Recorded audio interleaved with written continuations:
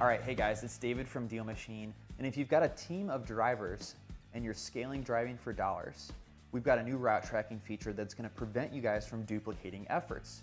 So 2 updates that we just made to the DealMachine app are going to be this route tracking feature.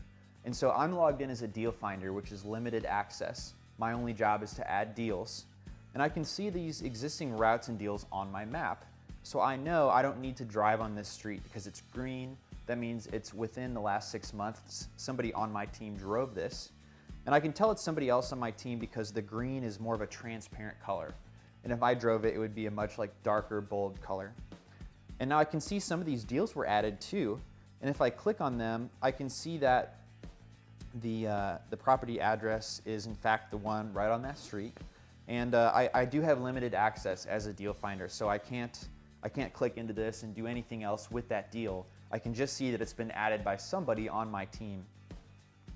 And from there, my job as a deal finder is to drive new streets that haven't been driven. So I'd go down this street, I'd click one of these properties here, add it to the marketing list, and then be on my way and continue finding deals for you. And so that's how the route tracking feature has enhanced the way your team can collaborate and prevent yourself from duplicating efforts.